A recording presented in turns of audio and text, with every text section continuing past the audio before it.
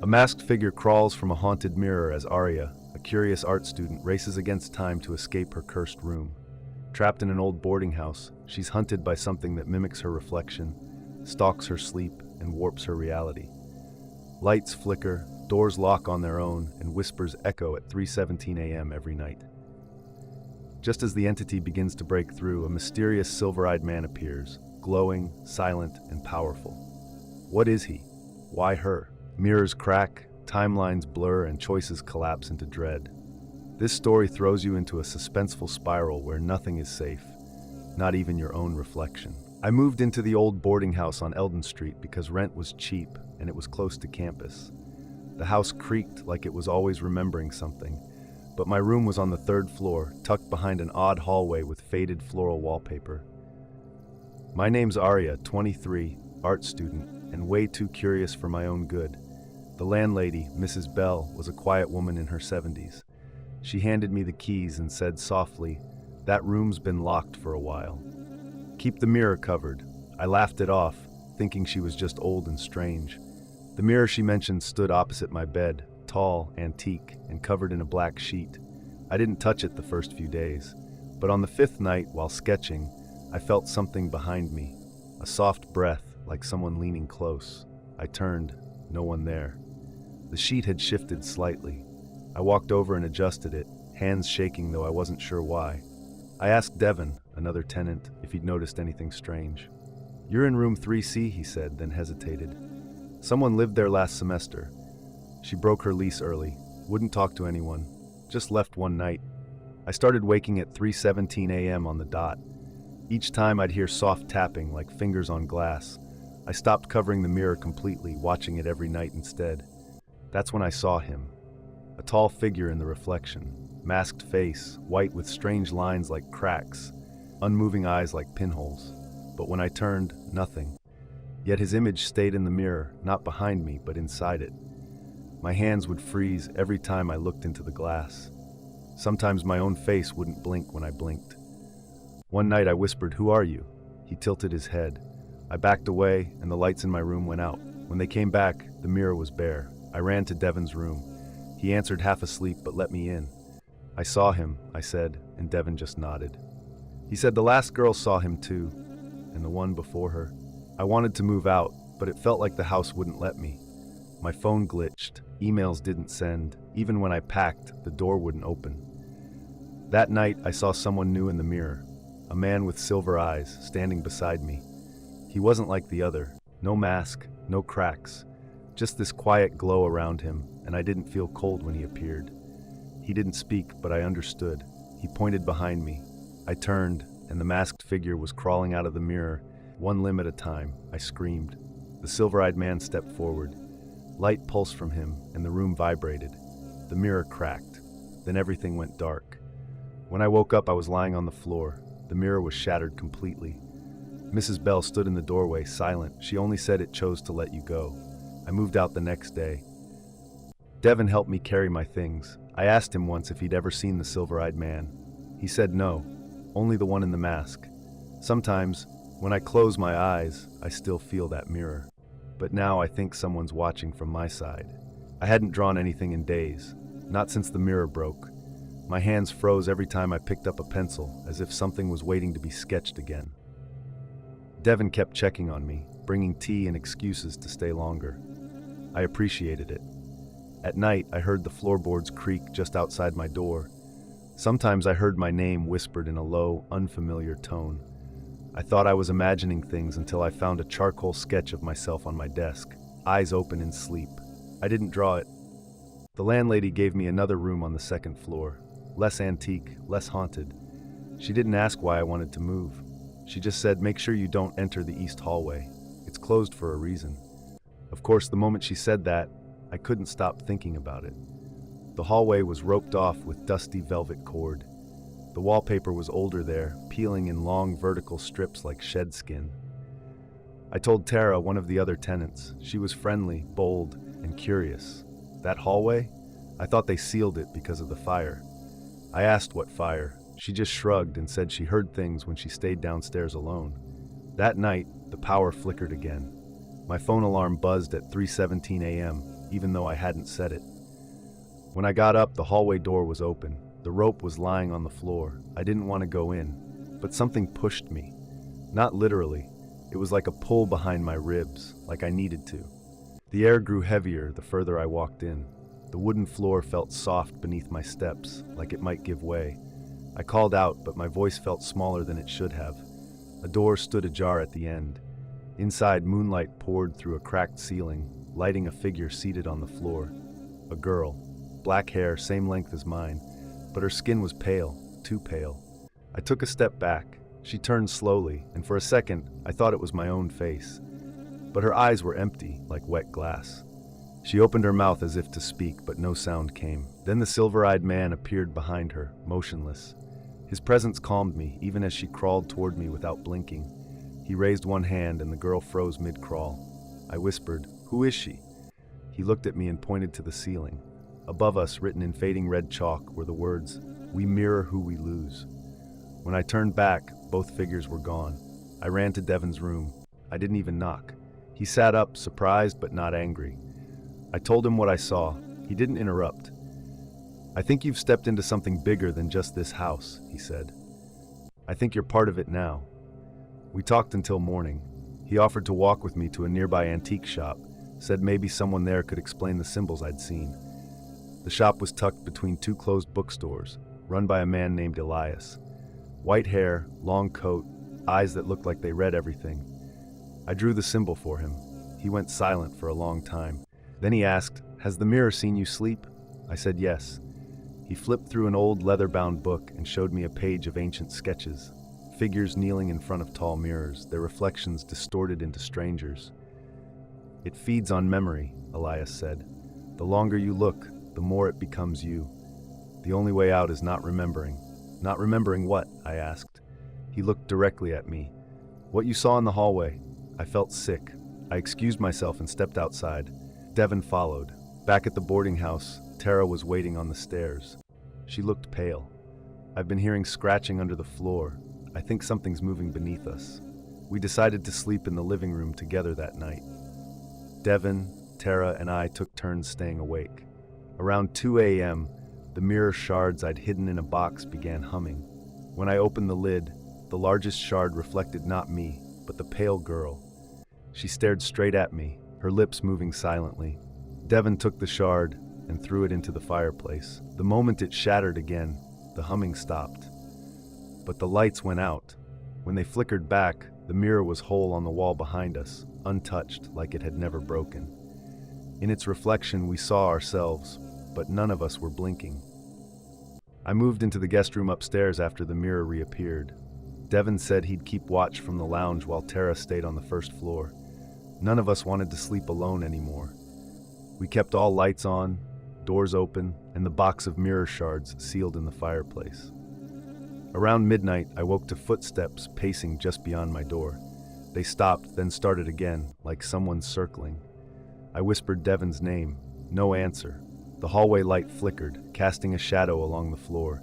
It was standing still, like it had been there the whole time. I stayed frozen, heart pounding. Slowly, the shadow turned and faded toward the east hallway, the one I'd promised not to enter again. I followed anyway. The rope barrier was gone. Dust lingered in the air, thick and warm.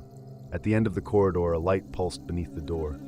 As I reached for the knob, it opened by itself. Inside was a room I didn't remember. The ceiling was taller, the floor tiled with black glass. In the center stood the mirror, whole untouched, surrounded by candles that hadn't melted. A woman sat facing the glass, long dark hair, thin frame, pale hands resting in her lap. She didn't turn. Then she spoke. "You left me here." I didn't know what she meant. I stepped closer. She lifted her head slowly, and I saw my own face, only older, drained, lifeless. "You're not me," I whispered. Her smile didn't reach her eyes. Behind her, the masked figure stepped from the mirror again. His white face cracked wider, like it had split under pressure. I stumbled back, but the room bent with me. Devon's voice broke through from behind, distant and muffled. "Arya, don't let him in." I turned and ran, but the hallway had stretched, pulling away like it didn't want to let me leave. Then came a hum, low, vibrating through the floor. The walls shimmered. I saw myself reflected in all directions, every image slightly wrong. In one, my eyes were missing. In another, I was laughing without sound. The masked figure began walking toward me through the reflections, stepping through each version of me. That's when I saw him again, the man with silver eyes. This time, he stood in the mirror's center. A soft glow radiated around him, flickering like breath. He reached through the glass and I felt my hand rise on its own. My fingertips touched his, and suddenly I was pulled into a silent space where time didn't move. He looked at me without speaking. A memory surfaced, not mine, but someone else's. A girl drawing mirrors in charcoal. Her name was May. She'd lived here before. She never left. The silver-eyed man showed me what happened. May had stared into the mirror for days, but slowly forgetting who she was. The mirror didn't steal her. It became her. He let go of my hand, and the silence broke. I was back in the hallway, Devon shaking my shoulders. He'd found me unconscious near the entrance. Tara helped me downstairs, and we sat in the kitchen with warm water and too many questions. That mirror wasn't just showing reflections, it was keeping them. Elias came the next morning. He walked the hall without speaking, stopping at the threshold of the room. He didn't enter. It's not just an object, he said. It's a gate, and something on the other side doesn't want it closed. He handed me a small iron pendant. Not protection, he said, just a reminder of who you are. That's enough for now. I wore it for days. I stopped dreaming. Devon stayed. Tara moved out. The mirror was gone again. But that didn't mean it was over. Last night I woke at 3:17. In the window glass I saw my own reflection, and I wasn't blinking. A week passed with no strange events. I tried to believe it was over. Devon stayed close, making sure I didn't stay in my room alone. Tara texted now and then from her new apartment, asking if anything had returned. I almost convinced myself I was healing until I noticed something odd. Every room in the house gathered dust, except one. The guest room at the end of the second-floor hallway remained spotless, untouched. No one claimed it. I asked Mrs. Bell about it during breakfast. She hesitated, then said it wasn't meant for tenants, just storage. Later that day, I saw someone enter the room. A woman, tall, slender, wearing a long gray coat. Her hair was tied back tightly, and she moved with purpose. I thought she might be a relative of the landlady, but when I asked, Mrs. Bell's face went pale. "We don't talk about her," she said. That night I couldn't sleep. I heard faint humming from the hallway, soft like a lullaby sung underwater. I opened my door and peeked out. The guest room's door was cracked open. I should have stayed in bed. I walked slowly down the hall, each step making the humming clearer. It was a woman's voice, but the words didn't sound like English. My fingers touched the doorframe. The wood felt warm. Inside, the room was empty. No furniture, no decor, just bare wooden floors and white walls. But the air was thick, like fog without form. In the center stood the same woman. She turned her head toward me, but her eyes were closed. The humming stopped. She didn't speak. Then her eyes opened. They were gray-blue, just like mine. Her skin was pale, lips softly colored like faded rose petals. For a moment I thought I was seeing myself again, but older, calmer. She whispered one word, "Come." I couldn't move, not from fear, but from the weight of something deeper. A light flared behind her, and I saw the silver-eyed man again. He stood by the far wall, arms crossed, watching. Then the masked figure appeared in the opposite corner. Its presence sucked the warmth out of the room. It didn't move. It just stood there. The woman turned to him and said, "You waited too long." The masked figure tilted its head. Devon's voice echoed from behind me. "Arya, step back. Now." I turned. He stood in the hallway, breathing hard, holding a candle. The flame flickered violently. The air shifted and the room began to bend. The silver-eyed man reached out his hand again. This time, I didn't hesitate. I stepped forward and touched his fingers. Everything stopped. The woman vanished. The masked figure cracked apart like dried clay. The room returned to its original state, dusty, empty, still. Devon helped me out. Neither of us spoke for a while. Later, Elias came to visit again. He studied the room in silence and finally said, "Bo, you were never supposed to see her." "Who was she?" I asked. He looked tired. "She was the keeper. She holds memories that don't belong. And now you've been given one." "What kind of memory?" He didn't answer. He just handed me a notebook. Inside were pages of drawings. All of them were of me, sleeping, reading, walking, some from angles I never remembered being watched from. The last page was blank. but in the corner, a sentence had been written in neat, delicate handwriting. Don't blink near the mirror. Don't breathe near the dust. Devin locked the guest room the next day. We placed a board across it, just to be sure. I haven't heard humming since, but sometimes when the wind moves through the vents, it sounds like a breath held too long. And every night, I check my reflection. I started sleeping with a small lamp on, just enough light to see my hands if I woke up. It didn't stop the dreams, but it made the dark feel less alive. Devin noticed I kept rubbing my wrist. I didn't tell him why. There was a mark there now, faint, almost like a burn, shaped like a circle with lines drawn through it. I hadn't seen it before the last time I touched the silver-eyed man. Elias said the mark meant I had access. Not power, just permission. It didn't comfort me. One morning I heard tapping through the floorboards. At first, I thought it was plumbing, but it wasn't steady, and it only came when I was alone. Tara returned to visit. She brought her friend Miles, an anthropology student who'd been researching old properties in the area. He asked if he could see the room with no dust. I told him it was sealed. Then he asked the real question. Has anyone been to the basement? Devin and I looked at each other. The house didn't have a basement, at least not one we knew about. Miles pulled out a set of blueprints. The original structure included a lower level that had been closed off after a collapse. He pointed to a space directly under the east hallway. That night, we found the entrance behind a panel in the coat closet. The wood creaked as Devin pried it loose. A narrow staircase stretched into silence. I didn't want to go down, but I had to know what was beneath. The air got colder with each step, like the temperature dropped between heartbeats. At the bottom, the floor was covered in fine black dust. Miles ran his fingers through it. That's not dirt, that's ash.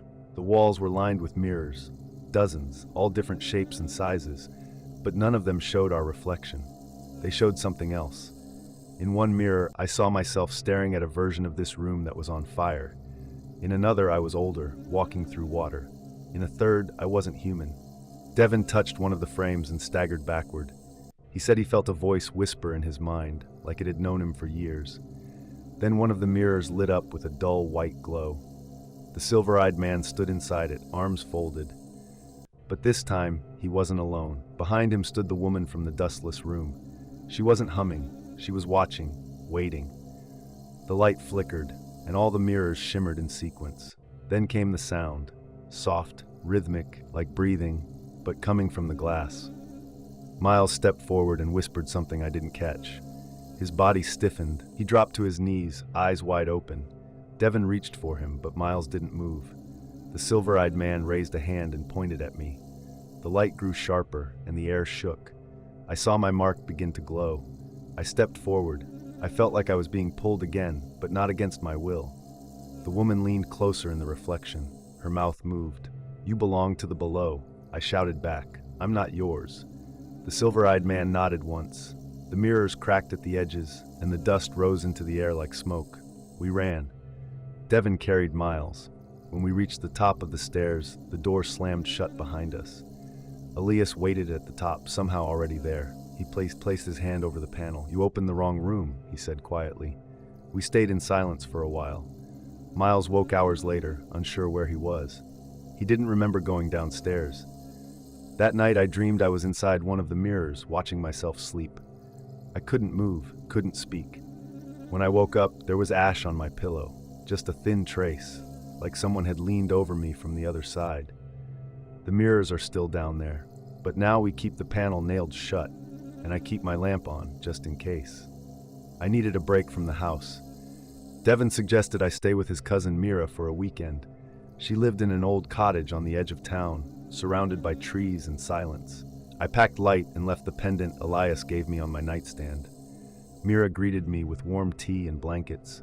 Her place smelled like cedar and books. It was the kind of quiet I hadn't felt in weeks. That night, she let me take the upstairs room, said it used to belong to her grandmother. The wallpaper was faded with time, and there was a small door near the bed. It looked too small for a person, almost like it belonged in a fairy tale. I asked about it. Mira said no one had opened it in years. Her grandmother called it the remembering door. She joked that dreams slipped out of it sometimes. The first night was peaceful. I slept deeply and woke to the sound of birds, but the second night I noticed the door was cracked open. Just slightly. I closed it gently and went back to bed. I told myself the draft must have pushed it. The next day, Mira and I spent time baking. We talked about school, life, and what I'd seen at the boarding house. She listened carefully, but didn't say much. That evening, the power blinked. Only for a second. When it returned, my reflection in the window looked delayed, like it moved just a bit slower than me. Later, I found a folded piece of paper under my pillow. It was old, creased, and blank. But when I held it under the light, a symbol appeared. The same one from the mark on my wrist. I showed Mira. Her face changed. She took the note and placed it in a tin box near the fireplace. "That door shouldn't be open," she said. We both went upstairs. The door was wide open now. Behind it was a narrow passage, too dark to see the end. I leaned in slightly, but there was no smell, no sound, just air that didn't feel like air. Mira stepped beside me. Her voice was steady. "If you enter, you can't take anything you remember." I looked at her, then at the door. That night, I dreamed of walking through the passage. I wasn't alone. A girl walked ahead of me, her hands touching the walls as if reading them. Her hair was long and dark, like mine, but she had no face. She stopped walking and turned around. From her chest, light spilled out, slow and golden. She pointed to it, then pointed to me. I woke up gasping. The pendant I left at home was now beside my pillow. Mira said nothing when she saw it, just nodded. We spent the morning sealing the door with sage and salt, her hands moving with a rhythm that felt older than either of us. When we finished, she whispered something I didn't catch. I returned to the boarding house that evening. Devin and Miles were waiting. They said the sealed mirror in the basement had cracked again. Not shattered, just one clean line through the center, like it was splitting in half. I told them about the small door, the dream, and the light. Miles listened quietly, then said something that stayed with me. "Maybe it's not trying to hurt you. Maybe it's trying to return something you left behind." That night, I stayed in my room. The mirror on my dresser showed only my face, my real face. But the shadows in the corner stretched longer than they should. Before bed, I opened the notebook Elias had given me. On the last page, a new sentence had appeared in faint ink. "Some doors aren't locked to keep you out. They're locked to keep you in." The weather turned colder that week. Leaves blew into the stairwell, and the windows started fogging before sunset. Devin noticed I wasn't speaking as much. I told him I felt like the house had gone quiet, not peacefully, but in the way someone holds their breath. Tara visited again with her friend Celine, a psychology major who'd been hearing strange stories about this place through her department. She asked if she could walk the hall alone. I said no at first. Then I agreed, only if she stayed in sight. She stood at the top of the staircase and didn't move for several minutes. When she returned, she said something was wrong with the third stair. "What do you mean?" I asked. Celine knelt and tapped each stair slowly. The third one echoed differently, hollow, as if it weren't connected to the floor at all. Devin brought a flashlight. We pried it open gently, revealing a narrow shaft of cold air and worn stone steps spiraling downward. No one spoke for a while. Then we agreed we'd go together the next morning. That night I heard whispering, not in my room, but under the stairs. A low cadence, like a forgotten language spoken through damp stone. I dreamt I was in a library, standing between aisles that never ended. Books whispered instead of pages turning. In the center was a girl with black ink dripping from her palms. She didn't speak, but I knew her name was also mine. In the morning, we prepared to descend. Celine carried a journal and recorder. Devin brought chalk to mark our trail. I wore the pendant again, hiding it under my shirt. The stairwell curved for longer than it should have. It led to a single room, round and empty, with a symbol drawn in ash on the floor. It was the same mark from my wrist, only older, deeper. The walls were covered with names etched in layers, some crossed out, others too faint to read. Then I saw it, my name, etched near the bottom with no date, no time. We all froze. Celine turned to me. "When did you carve this?" I didn't. A soft sound echoed above us like something sliding across wood. Then the entrance sealed. Not slammed, just closed gently, as if the house itself had grown tired of pretending. The light dimmed, the air thickened. Celine spoke into her recorder, voice steady. We are beneath the third stair. No signs of ventilation. Room responds to presence. I touched the wall. It felt warm. It pulsed once. Devon reached into his pocket and handed me a piece of folded paper. I opened it. It was the same blank page Mira had burned. But this time, words had returned. To be remembered is to remain. I whispered the phrase aloud. The ash on the floor glowed faintly. The circle shimmered, showing a reflection. Not mine, but the version of me from the dream. Ink on her hands, mouth sealed shut. Celine gasped. The voice recorder clicked off on its own. Devon stepped forward, placing both hands on the wall. This room is a memory, he said. It's made of everything the house couldn't forget. I stepped into the circle. My body tensed like stepping into cold water. I felt every version of myself. The tired one, the fearful one, the one that almost stayed lost. And then I heard the silver-eyed man's voice for the first time. You must choose which part of you remains here.